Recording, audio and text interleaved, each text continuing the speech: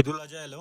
দেশের প্রধানমন্ত্রী থেকে রাষ্ট্রপতি, Delhi police, Kerala police, Goa police, Tamil Nadu police, Mumbai police, স্টেটের পুলিশরা সবাই শুভেচ্ছা জানালো। মানে ভাই, মানুষ হিসেবে মিনিমাম রেসপেক্ট দেখালো, খুবই ভালো। কিন্তু পশ্চিমবঙ্গ একদম silent mode. West Bengal police, Kolkata police আর আমাদের নতুন মুখ্যমন্ত্রী শুভেন্দু অধিকারী, কারোর টাইমলাইনে একটা ঈদ মোবারক পর্যন্ত নেই। ফানি পার্ট জানো, যখন মমতা বন্দ্যোপাধ্যায় সিএম ছিল তখন কিন্তু West Bengal police unity, harmony, secularism নিয়ে পোস্ট করতো। দুর্গাপূজায়, ক্রিসমাস, ঈদ সব ধর্মের জন্য সেম রেসপেক্ট ছিল। আর এখন অ্যালগোরিদমে কি শুধু ভোট ব্যাংক ডিটেক্ট হয় নাকি ওয়েস্ট বেঙ্গল পুলিশ? ভাই, পুলিশ যদি ধর্ম দেখে শুভেচ্ছা দেয় তাহলে সাধারণ মানুষ কি শিখবে? আজকে ক্লিয়ার বুঝে গেলাম, সব ধর্ম সমান ডায়লগ শুধু টেক্সট বুকে ভালো লাগে।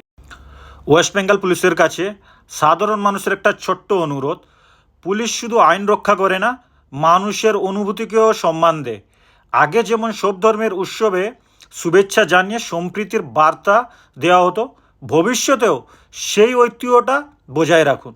একটা ছোট্ট ঈদ মুবারক পোস্ট শুধু শুভেচ্ছা নয়, এটা হাজার মানুষের মনে সম্মান আর একতার ভূতি তৈরি করে। আমরা চাই পশ্চিমবঙ্গ আবার সেই হারমোনি আর ইউনিটি এর উদাহরণ হোক। ধর্ম নয়, মানবতাই সবচেয়ে বড় পরিচয়।